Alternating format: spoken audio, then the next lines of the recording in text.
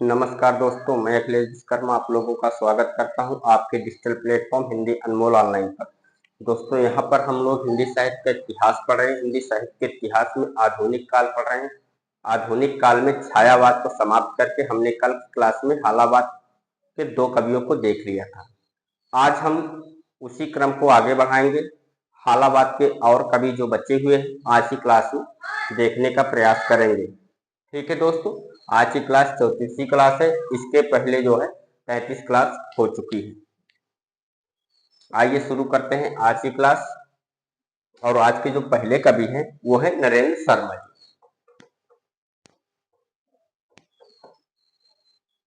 Heading डाल लीजिए नरेंद्र शर्मा।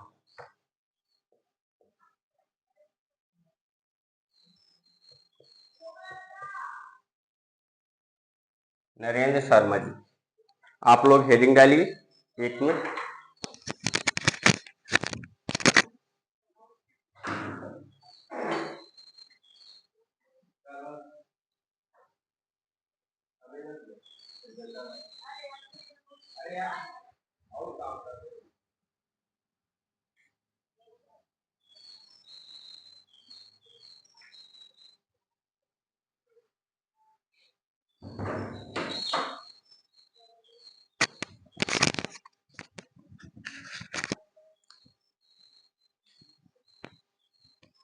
चलिए दोस्तों, अब क्लास को प्रारंभ किया जाए।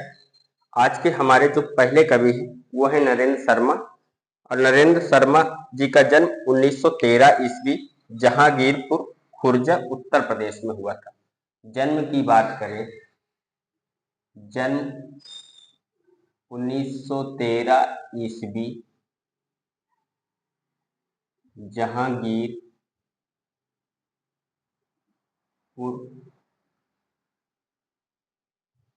जहांगीरपुर खुर्जा उत्तर प्रदेश। खुर्जा उत्तर प्रदेश।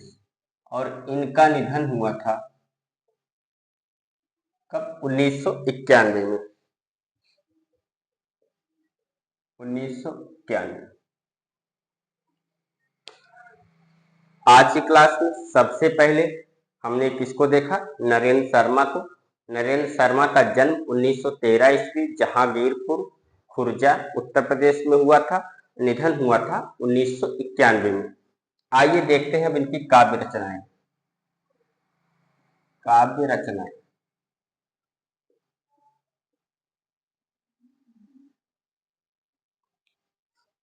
इनकी काव्य रचना का नाम है प्रभात फेरी।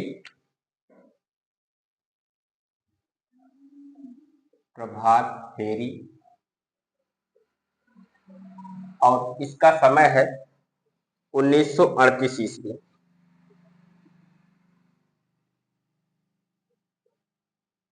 1938। दूसरी रचना का नाम है प्रवासी के गीत। प्रवासी के गीत। और इसका समय भी कितना है? 1938 ईस्वी। ठीक, 2 रचनाएं देखिए। प्रभात फेरी 1938 में, प्रवासी गीत 1938 में। अगली रचना का नाम है पलाश वन। पलाश वन। और ये कब है? ये है 1942 में। कितनी रचनाएं हो गई? 3। प्रभात फेरी, प्रवासी के गीत और पलाश वन। अगली रचना है मिट्टी और फूल। ये भी 1942 में है। मिट्टी और फूल कब है? 1942 ईस्वी। फिर कामनी है 1942 में। कामनी कब है?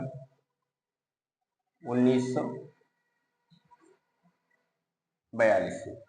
3 रचनाएं इनकी 1942 में है। पलाश वन, मिट्टी और फूल, कामनी। इसके बाद आती है हंसमाला जो 1946 में। हंसमाला। और ये कब है? ये है 1946 में। हंसमाला के बाद रक्त चंदन 1949 में। रक्त चंदन कब है? 1949। ठीक दोस्तों, अगली रचना है अग्निशस्त्र। अग्निशस्त्र, और ये है इनकी रचना 1951 में।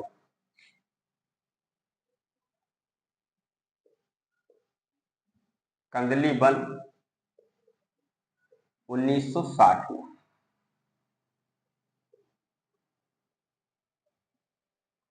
कंदली वन के बाद प्यासा निर्झर 1964 में। प्यासा निर्झर 1964 में।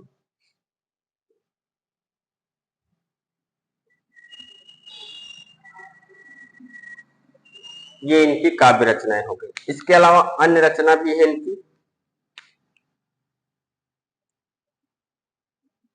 अन्य रचना कौन कौन सी है? उत्तर जय, उत्तर जय, अग्निशस्त्र,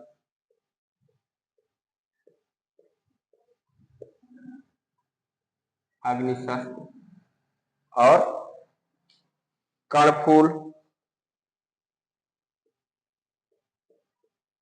कर्णफूल,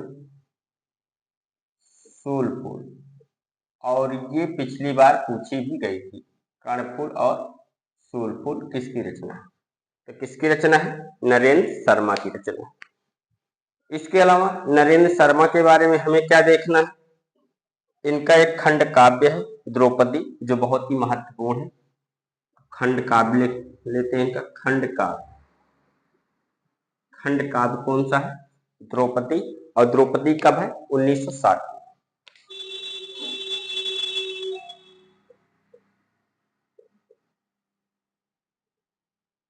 1960।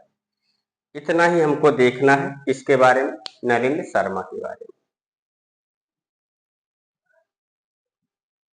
चलिए अगले कवि को देखते हैं, उसके बाद इस पेज को दोहराया जाएगा। हंस कुमार तिवारी। अगले कवि का नाम है हंस कुमार तिवारी।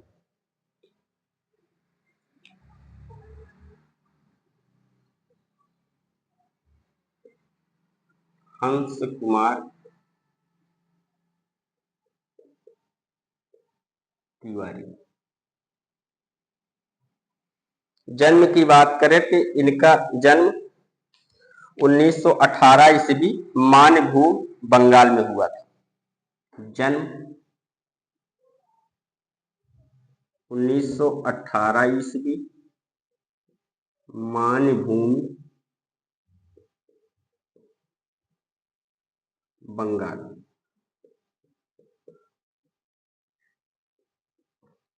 और निधन की बात करें तो इनका निधन 1980 में हुआ था। निधन कब हुआ था? 1980 में। रचनाएं कौन कौन सी हैं?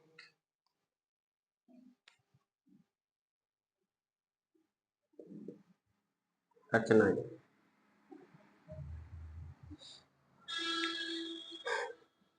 कला है 1938 में। कला कब है? 1938।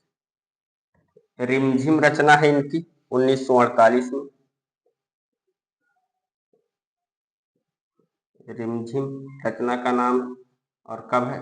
1948 में। मकड़ी मर गई 1948 में। मकड़ी मर गई कब है? 1948 में। अनादर 1949 में। अनादर कब है? 1949 में। ये 4 रचनाएं इनकी। कौन कौन सी? कला 1938 में, रिमझिम 1948 में, मकड़ी मर गई 1948 में, अनादर 1949 में।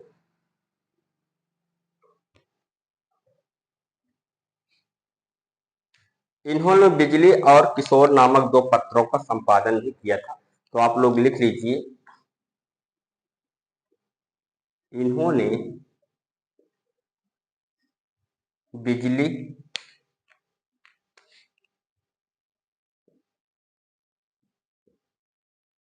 एक पत्र कौन था, बिजली, और दूसरा किशोर। बिजली और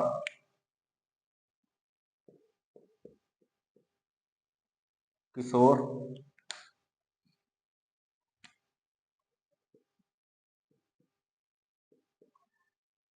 बिजली और किशोर नामक 2 पत्रों का नामक 2 पत्रों का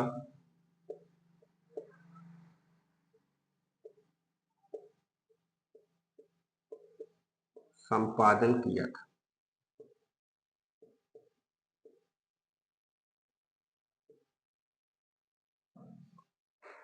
चलिए दोस्तों, अब आप लोग इतना लिख लीजिए, फिर अगले का भी हम लोग देखेंगे। आइए इस पेज को एक बार से दोहरा लें। आज के हमारे पहले रचनाकार कौन है, नरेंद्र शर्मा। इनकी काव्य रचनाएं कौन कौन सी हैं, ये हम देख रहे हैं। उसके पहले हम इनके जन्म के बारे में अगर बात करें तो इनका जन्म 1913 ईस्वी जहांगीरपुर, खुर्जा, उत्तर प्रदेश में हुआ था और निधन 1991 ईस्वी में हुआ। काव्य रचनाएं कौन कौन सी हैं, प्रभात फेरी है, इसका समय 1938 है। प्रवासी के गीत का भी समय 1938 है। पलाश 1942 में, मिट्टी और फूल 1942 में, कामनी 1942 में, हंसमाला 1946 में, रक्तचंदन 1949 में, अग्निशस्त्र 1951 में, कंदली बंद 1960 में, प्यासा निर्झर 1964 में। ये सारी रचनाएं किसकी हैं, ये सारी रचनाएं नरेंद्र शर्मा। अन्य रचनाओं के बारे में अगर बात करें तो कौन सी है, उत्तर जय है, अग्निशस्त्र है, कर्णफूल, सूलफूल, पिछली बार पूछा भी गया था। और इनका एक खंड काव्य है जो बहुत ही महत्वपूर्ण है, कई परीक्षाओं में पूछा गया है, इसका समय पूछा जाता है और कभी कभी सीधे रचना का नाम देकर के पूछा जाता है किसकी रचना है। इनका खंड काव्य है द्रौपदी। ठीक दोस्तों, इतना आपको क्लियर हो गया होगा। उसके बाद अगले कवि का नाम है हंस कुमार तिवारी। जन्म की बात करें तो 1918 ईस्वी, मानभूम बंगाल में। निधन 1980 में हुआ था। रचनाएं कला है 1938 में, रिमझिम है 1948 में, मकड़ी मर गए 1948 में, अनादर 1949 में। इन्होंने बिजली और किशोर नामक 2 पत्रों का संपादन किया था। इसी के साथ मुझे ध्यान आ रहा है कि जब हमने राम कुमार वर्मा को पढ़ाया था तो हमसे थोड़ी सी गलती हो गई थी, जहां पर हमने उनकी रचनाएं लिखाई हैं, काव्य रचनाएं। वीर हमीर के बाद हमने लिखवाया था चित्तौड़ की चिंता, जिसका समय 1929 लिखवाया था। समय तो सही है लेकिन हमने चिता लिखवा दिया था, और आप उसको चिंता कर लीजिएगा क्योंकि उस रचना का नाम चित्तौड़ की चिंता है। चित्तौड़ की चिंता है और वो चिता नहीं है। ठीक है दोस्तों, थोड़ा सा नोट्स बनाने में हमसे गलती हो गई थी और बिंदी हम भूल गए थे रखना, तो आप लोगों को चिता शायद लिखवा दिया है। तो आप लोग उस रचना को सही कर लीजिएगा, चित्तौड़ की चिंता 1929। सब कुछ ठीक है, केवल आप एक बिंदी लगाना हम भूल गए थे, वो आप बिंदी लगा दीजिए। ठीक है दोस्तों, आइए देखते हैं। इतना आप लोगों ने लिख लिया होगा। आइए देखते हैं अगले कवि गोपाल सिंह छेम।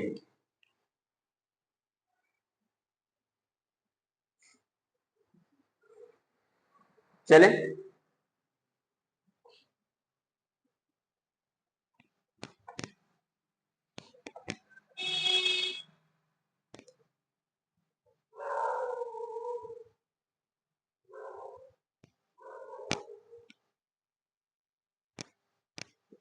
अगले कवि का नाम है गोपाल सिंह छेम।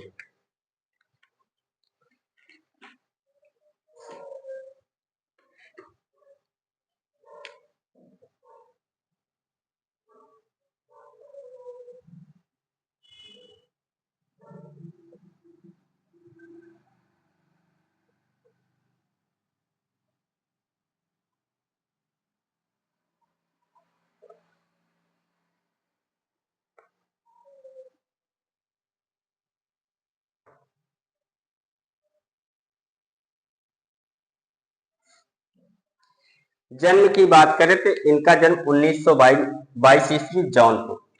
जन्म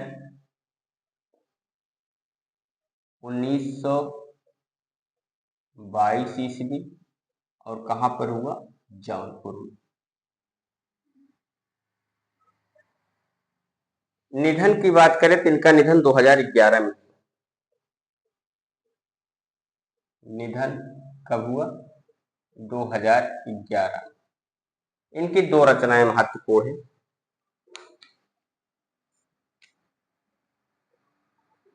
रचना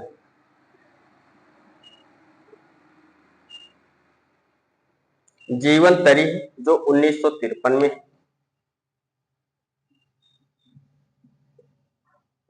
जीवन तरी कब है? 1953। इसके अलावा नीलम ज्योति और संघर्ष। नीलम ज्योति और संघर्ष।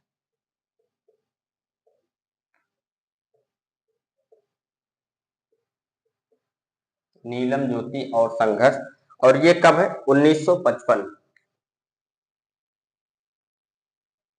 ये दो रचनाएं इनकी महत्वपूर्ण है। इसके अलावा इनकी रचना है रूप गंगा। रूप गंगा और गीत गंगा। गीत गंगा ये सब रचनाएं इतनी महत्वपूर्ण नहीं, फिर भी आप लोग लिख लीजिए। रूप गंगा, गीत गंगा, नीलम तरी, ज्योति तरी। नीलम तरी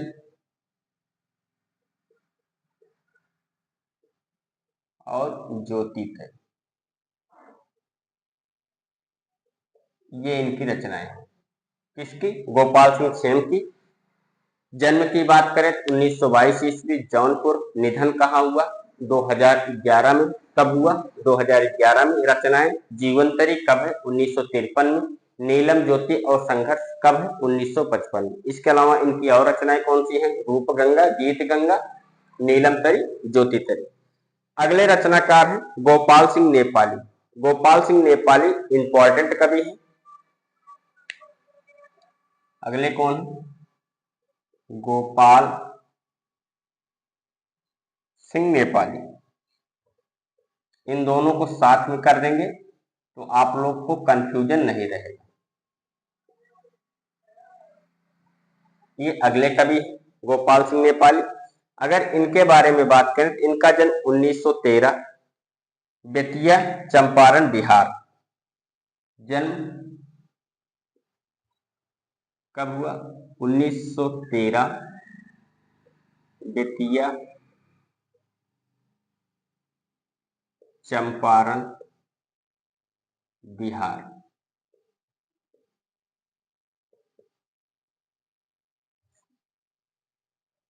निधन की बात करें तो 1963 में हुआ। निधन कब हुआ? 1963 में। रचना कौन सी है इनकी? इनकी रचना है, चलो पहले इनकी रचना को दो भागों में बांटते हैं। मुख्य रचनाएं जो आपको याद करनी है। मुख्य रचनाएं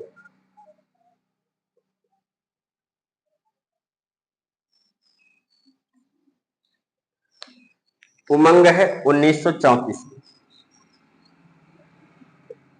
उमंग 1934। उसके बाद पंछी 1934 में। पंछी कब है? 1934 में। रागनी 1935 में। रागनी के बाद पंचमी 1943। पंचमी कब है? 1943 में। इनकी अन्य रचनाएं कौन कौन सी? ये तो मुख्य रचनाएं जो आपको हर हाल में याद होनी चाहिए। इनकी अन्य रचनाएं कौन कौन सी? अन्य रचना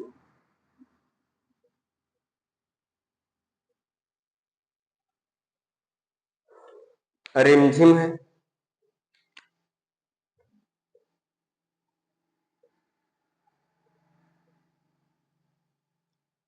रिमझिम इनकी भी है और रिमझिम किसकी है? हंस कुमार तिवारी की। ठीक, रिमझिम है, नवीन है,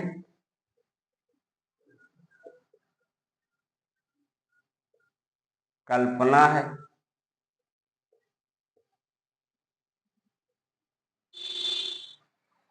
आंचल है,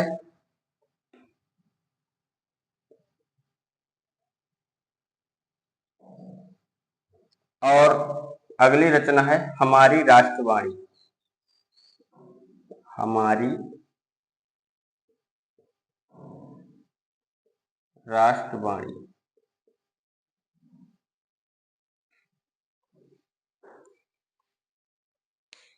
इन्होंने सुधा और रत्नाम 2 पत्रिकाओं का संपादन किया है।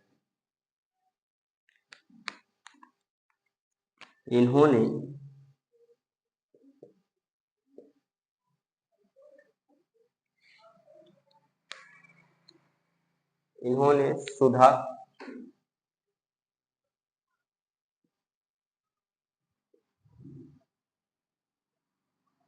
और रत्नाम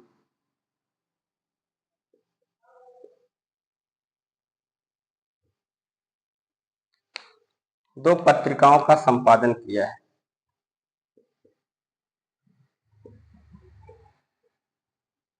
2 पत्रिकाओं का संपादन किया।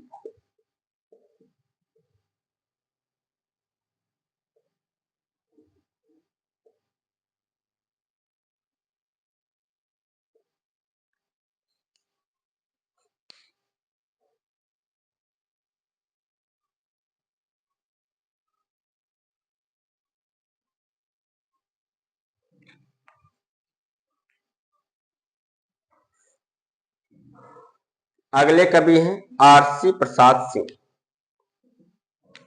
अगले कवि का नाम आरसी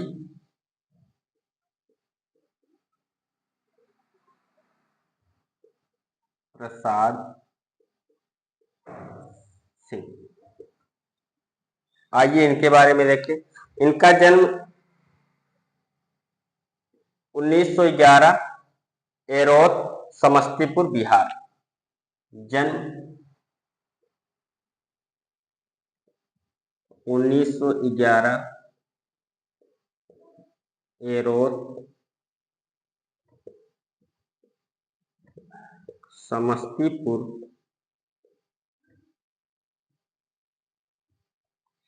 बिहार।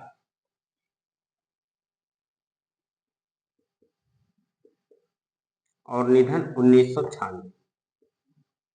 निधन कब हुआ? 1996। रचनाएं कौन कौन सी?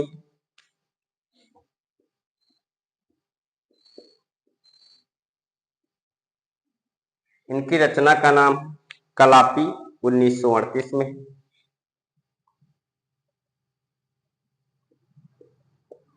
कलापी कब है?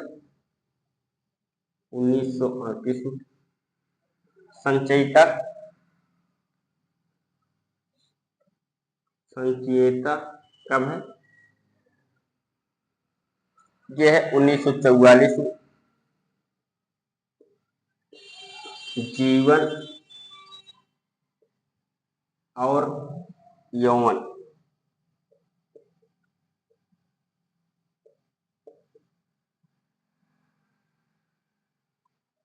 कलापी 1938 में, संचयिता 1944 में, जीवन और यौवन 1944 में। 1944। नई दिशा 1944 में। नई दिशा कब है? 1944 में। 5 जन 1945 में। 5 जन 1945 में, और प्रेम गीत 1954 में। प्रेम गीत कब है? 1954।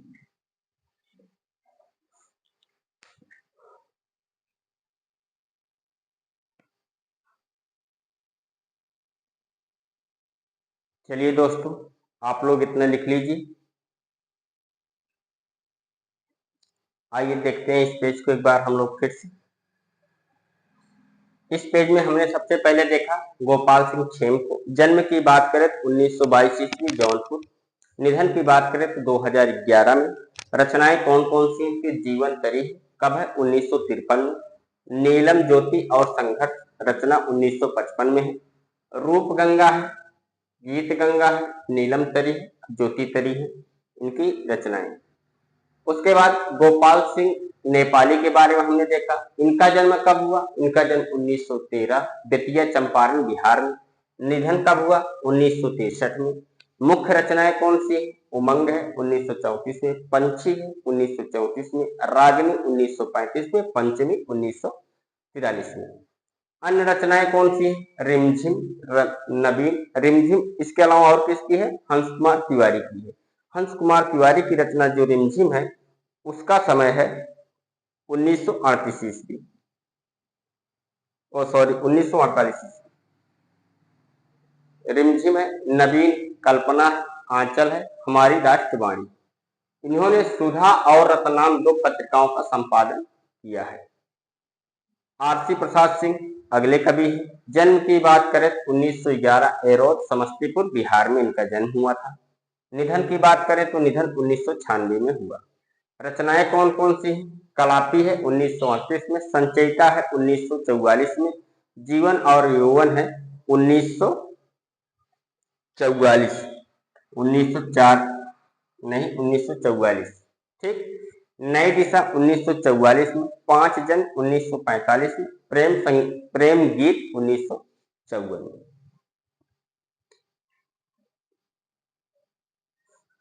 चलो दोस्तों, आप लोगों ने इतना लिख लिया होगा। आइए बढ़ते हैं आगे।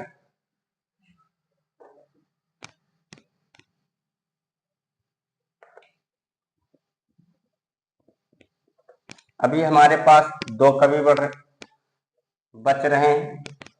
एक तो रामेश्वर शुक्ल आंचल और दूसरे हैं जानकी वल्लभ शास्त्री। जानकी वल्लभ शास्त्री को मैंने छायावाद में ही करवा दिया है। अब एक कवि हमारे पास और वो है कौन? रामेश्वर शुक्ल आंचल। आइए इनको कर लेते हैं। रामेश्वर शुक्ल आंचल।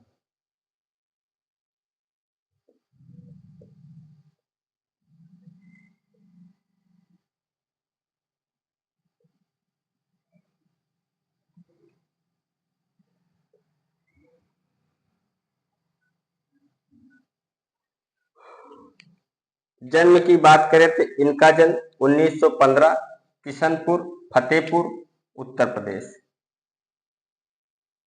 जन्म 1915 किशनपुर, और ये कहाँ है? ये है फतेहपुर में।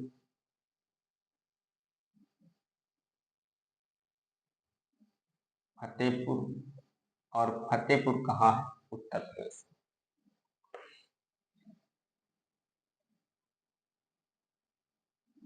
निधन कब हुआ? निधन की बात की जाए तो इनका निधन हुआ था 1996 में।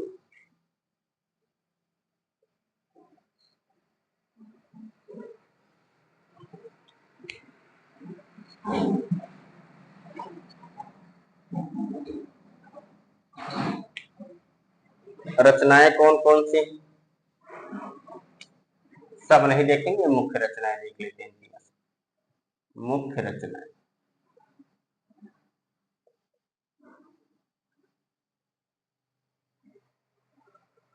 मधुलिका है 1938 में।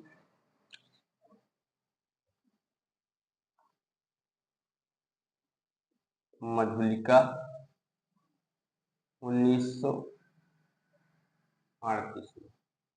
अपराजिता है। अपराजिता कब है? 1939 में। अब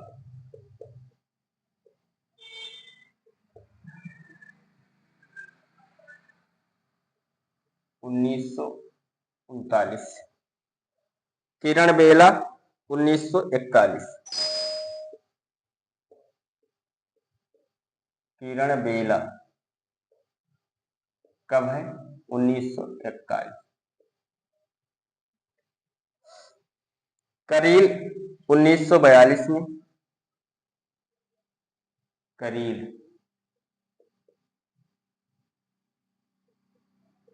1942 में। करील के बाद लाल चूनर 1944 में।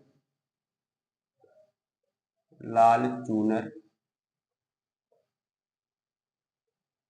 1944 में। वर्षांत के बादल 1954। वर्षांत के बादल, और ये कब है? ये है 1954। विराम चिन्ह 1957। विराम चिन्ह दोनों लोग की बहुत इंपॉर्टेंट है। और ये कब है? 1957। दोनों लोग का अर्थात ये है कि रामेश्वर शुक्ल अंचल के साथ साथ रामविलास शर्मा का निबंध है, और वो भी विराम चिन्ह बहुत ही इंपॉर्टेंट है। अगर आप ब्रैकेट में लिखना चाहते हैं तो लिख लीजिए रामविलास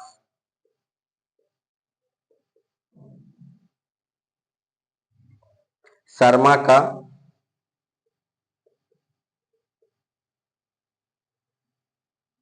निबंध भी है। विराम चिन्ह 1957। 1957 समय किसका है? रामेश्वर शुक्ल अंचल का। इसके अलावा विराम चिन्ह और किसके? रामविलास शर्मा का निबंध भी है। अगली रचना है सीलजयी। कब है? 1976 में। सीलजयी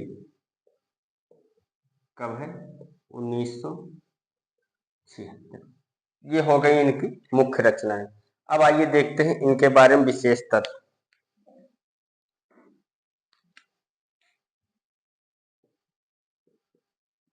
विशेष तथ्य। अंचल जी मूलतः प्रेम और रोमांस के कवि हैं। अंचल जी मूलतः प्रेम और रोमांस के कवि हैं।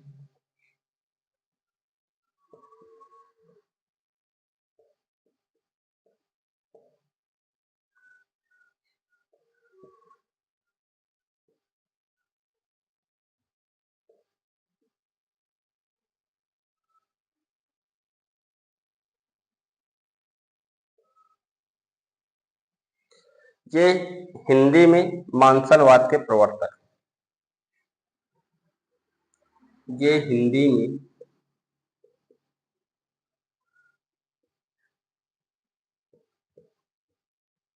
मानसलवाद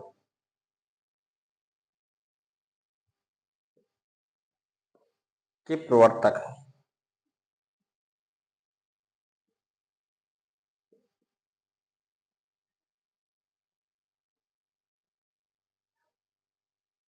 इनकी आरंभिक कविताएं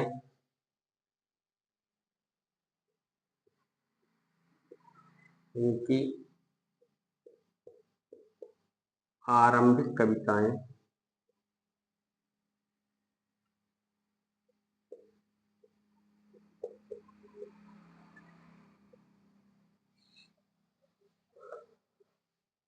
हालावाद में आती है। हालावाद में आती हैं।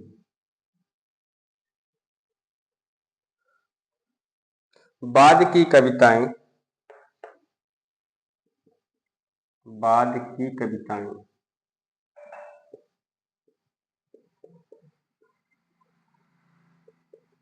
बाद की कविताएं यथार्थवाद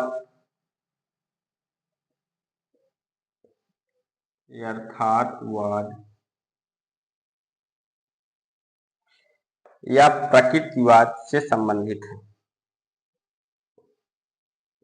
या प्रकृतिवाद से संबंधित है।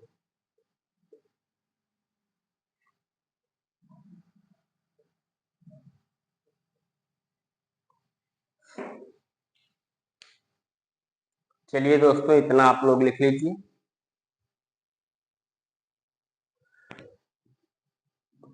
आइए इस पेज को एक बार से फिर हम लोग दोहरा लेते हैं।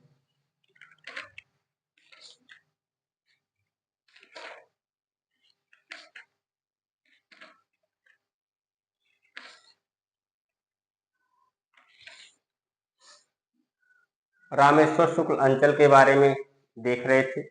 जन्म की बात करें तो 1915, किशनपुर, फतेहपुर, उत्तर प्रदेश। निधन 1996। मुख्य रचनाएं कौन कौन सी है? मधुलिका है 1938 में, अपराजिता है 1939 में, किरण बेला है 1941 में, करील है 1942 में, लाल चूनर है 1944 में, वर्षांत के बादल 1954 में, विराम चिन्ह 1957 में। विराम चिन्ह दोनों लोग की महत्वपूर्ण है। विराम चिन्ह रामविलास शर्मा का निबंध है और इनकी काव्य रचना है। इसके अलावा कौन सी है? सील जयी है 1976 में। विशेष तथ्य की बात करें रामेश्वर शुक्ल अंचल के बारे में तो अंचल जी मूलतः प्रेम और रोमांस के कवि हैं। ये हिंदी में मानसलवाद के प्रवर्तक हैं। इनकी आरंभिक कविताएं हालावाद में आती हैं। बाद की कविताएं यथार्थवाद या प्रकृतिवाद से संबंधित है। हिंदी में मानसलवाद के प्रवर्तक कौन है? रामेश्वर शुक्ल अंचल। ठीक, तो दोस्तों आज हम व्यक्ति चेतना प्रधान कवि या हालावाद को पूरा कर लिए हैं। अब जो अगली क्लास होगी वो राष्ट्रीय संस्कृत चेतना प्रधान काव्य धारा की कवियों की होगी। तो आज की क्लास यहीं पर समाप्त करते हैं।